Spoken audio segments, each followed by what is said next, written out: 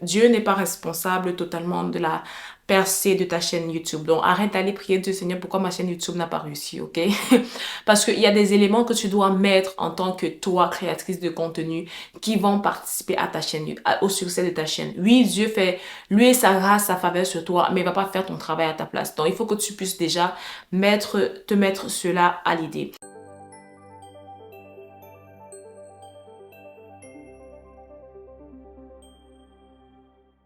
La première chose que je dois savoir, c'est que le succès n'est pas le fruit du hasard. J'ai fait une vidéo dessus. Je vous ai parlé de l'excellence, je vous ai parlé du détail, de la consistance et de l'authenticité. Donc, le succès n'est pas un fruit du hasard. Et même sur YouTube, le succès n'est pas un fruit du hasard. Deux choses que tu dois comprendre, c'est que YouTube fonctionne d'une certaine manière et il faut que tu comprennes comment YouTube fonctionne et que tu sois déterminé à regarder les vidéos, suivre les webinaires, à t'informer. Parce que tu ne vas pas juste te dire, je vais me lancer sur YouTube et puis Dieu va juste te faire bloom en vidéo, ok? Tu dois être consistante, intentionnelle dans ce que tu veux faire. Et après avoir compris l'algorithme, il faut que tu puisses être déterminé et à mettre le travail nécessaire pour être consistant sur le long terme. Mais il ne s'agit pas juste de comprendre comment est-ce que fonctionne l'algorithme, mais il faut mettre du travail dessus. Parce que quand tu finis de regarder des tonnes de vidéos qui te disent comment est-ce que YouTube fonctionne et que tu ne les mets pas en pratique, ça ne sert à rien. Mais le mettre en pratique, ça prend du temps. Donc, si la vision que tu as, si ta détermination, si comment est-ce que tu vois ta chaîne YouTube fonctionner n'est pas assez grande, tu vas arrêter après un certain nombre de temps. Et comme je vous ai dit dans ma dernière vidéo, il ne suffit pas juste, de dire, ok, je vais me lancer sur YouTube et puis je vais avoir 10 000 abonnés, je vais commencer à gagner de l'argent. C'est pas une vision assez forte pour, en tout cas en tant qu'enfant de Dieu, pour pouvoir te lancer sur YouTube. Il faut que tu aies une plus grande vision. Moi, ma vision, c'est vivre pour Christ, c'est que les gens puissent donner leur vie à Christ, qu'ils puissent avoir une vie chrétienne à l'image, à la ressemblance de Christ, qui suit le plan que Christ a pour leur vie, sans compromis, tout en restant engagé et déterminé à servir le roi des rois. Donc, il faut que tu aies une vision plus grande que, premièrement, tes résultats. J'en ai parlé dans ma vidéo précédente. Autre chose que tu dois comprendre, c'est que il y a quelques éléments qui sont importants lorsqu'il s'agit de se lancer sur YouTube. En tant que chrétienne spécifiquement. Disons que toi, tu veux faire des vidéos, des vlogs. Ça dépend. Qu'est-ce que tu veux déjà faire sur YouTube? Est-ce que tu veux faire des vlogs? Est-ce que tu veux faire des vidéos éducationnelles? Qu'est-ce que tu veux faire? Parce qu'il y a deux contenus sur YouTube de manière globale. Il y a des contenus à caractère de divertissement et il y a des contenus à caractère éducationnel. Lorsque tu te lances dans des contenus à caractère éducationnel, par exemple, comme moi, je suis dans un contenu à caractère éducationnel, sauf que c'est principalement focalisé sur la foi. Il faut que tu te rendes compte que dans les contenus à caractère éducationnel, les gens, la plupart du temps, regardent ce qui est capable de leur profiter. Et là, tu vas voir que les gens vont, par exemple, chercher des vidéos qui leur permettent d'avoir de l'argent. La plupart des gens, quand ils se tapent sur YouTube, c'est money, money, money. Donc, si tu te lances en tant que chrétienne, tu dois comprendre que ça va prendre du temps. Dépendamment de la grâce de tout un chacun, ça peut prendre du temps avant que ta chaîne ne puisse évoluer parce que les vidéos qui viennent chercher les gens, déranger les gens dans leur âme un petit peu, les pousser à être un peu plus sérieux dans leur marche avec Christ, c'est pas l'intérêt premier de tout le monde, Donc, il faut que tu comprennes déjà ça, que tu ne pars pas forcément au même piédestal que tout le monde. Donc, tu ne peux pas juste te comparer à tout le monde, ok? Et les vidéos à divertissement, est-ce que toi, tu veux juste être en train de faire des vlogs? Moi, par exemple, je trouve que les vlogs, c'est bien, ça amène les gens dans ta vie et tout, mais c'est pas où est mon cœur, ok? Mais si tu veux faire des vlogs, il faut aussi savoir que est-ce que je veux transmettre quelque chose aux gens par rapport à ces vlogs? Moi, je suis par exemple une sœur chrétienne qui fait des vlogs et moi, ce qui m'intéresse, c'est comment elle tient sa maison. Ok, ça c'est mon intérêt. Donc, si ça c'est ton intérêt, il faut que tu saches que, ok, je vais me lancer dedans. Quelle est l'excellence que je suis capable de mettre dans le montage de ces vidéos-là? Et comme j'ai dit, et d'avoir une vision à long terme. Donc, l'autre élément que je voulais partager avec vous ici, c'est quelques éléments pratiques qui sont très importants quand il s'agit de se lancer sur YouTube. La première chose, c'est de préparer tes vidéos de manière sérieuse. Ça prend plus de temps de préparer une bonne vidéo que de la filmer. Donc, là, c'est l'erreur que moi, personnellement, j'ai fait au début. Il ne faut pas croire que parce que tu as de bonnes idées ou que parce que tu peux parler avec une amie et que tu as, voilà, oh, tu dis quelque chose, tu es comme, il faut quand même que je fasse une vidéo dessus. Mais ça ne fonctionne pas toujours comme ça lorsque tu te mets devant une caméra. Donc, il est très important de préparer tes vidéos, que ce soit un vlog. Que, par exemple, lorsque tu fais des vlogs, est-ce que le but c'est juste de filmer? Est-ce que c'est raconter une histoire? Est-ce que tu es en train de raconter quelque chose? Est-ce que tu en train de positionner les éléments pour que ça fasse du sens. Et tu vas voir, beaucoup de païens ont compris ça. Quand tu regardes les vlogs, peut-être de certains païens ou de certains chrétiens qui savent comment être des personnes excellentes, tu vas voir qu'il y a une structure. Donc, que ce soit des vidéos assises, que ce soit des vidéos dehors, il doit y avoir une structure. Organise-toi. Aime l'organisation et la planification pour pouvoir préparer une bonne vidéo. Parce que, comme je l'ai dit, préparer une bonne vidéo prend plus de temps que de la filmer. Deuxième chose, choisis un sujet attrayant mais réaliste. Le titre et le contenu de ta vidéo doivent matcher avec ce que tu racontes à l'intérieur. Donc, il faut faire attention à ta miniature. Par exemple, c'est que je suis en train de parler d'argent dans ma vidéo et que je mets sur le titre que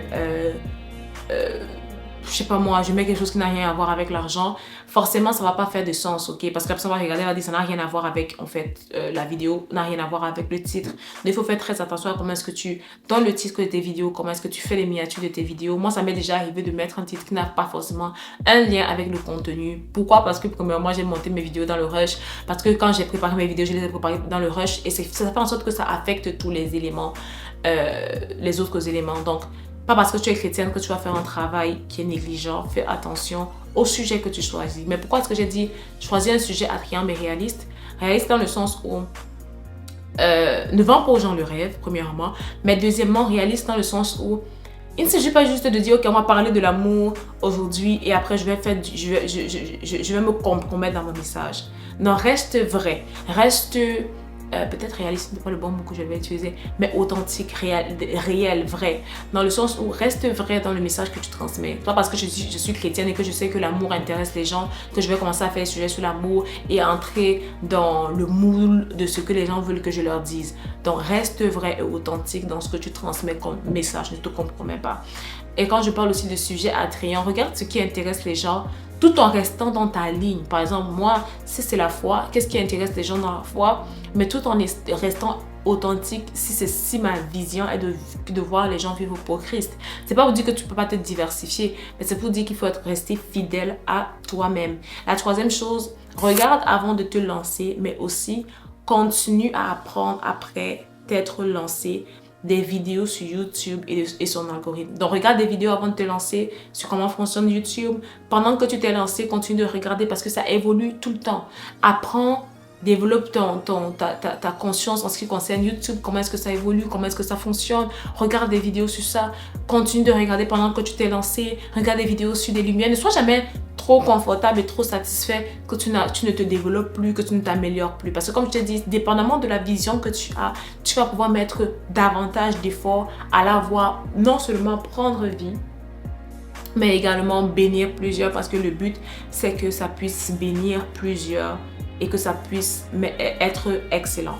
L'autre chose que je veux que tu saches, c'est qu'il faut que tu priorises l'authenticité et la direction du Saint-Esprit, je l'ai dit. Ça veut dire que si le Saint-Esprit te met quelque chose à cœur, ça peut ne pas être le sujet le plus populaire, ça peut être le sujet qui ne plaît pas à tout le monde, mais tu réponds à cette authenticité que le Saint-Esprit a mis dans ton cœur de pouvoir partager ce message qu'il a mis.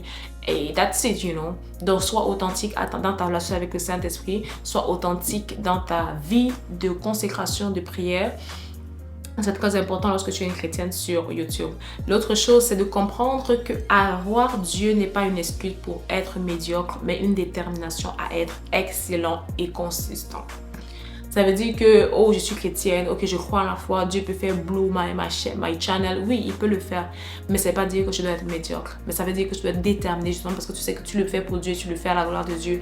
Donc, tu dois être 2-3 fois plus déterminé.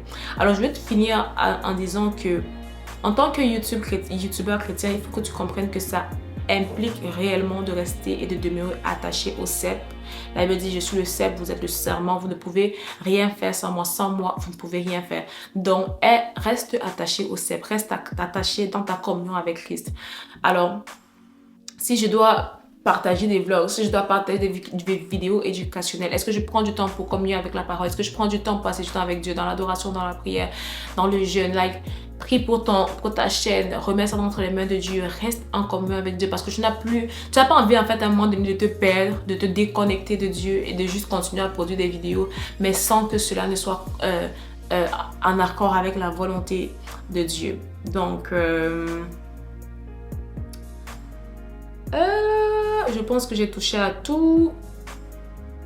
Donc moi, par exemple, suivi pour Christ, je partage des discussions qui touchent à différents sujets les plus importants comme la vie de consécration ou un peu moins importants comme les finances, les relations. C'est pas que c'est pas important, mais il faut que tu sois connecté et que tu sois connecté toujours à la source pour savoir qu'est-ce que Dieu a à cœur pour cette vidéo que tu veux faire potentiellement.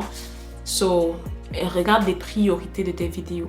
Par exemple, comme je disais, moi j'ai des vidéos que je trouve qui sont prioritaires par rapport à d'autres. Peut-être le sujet de la consécration, c'est très important. Je peux parler des relations parce que c'est aussi important, parce que c'est pas bien d'avoir des personnes c'est pas bien d'être chrétien, de ne pas en parler parce que les personnes sont juste dans le flou.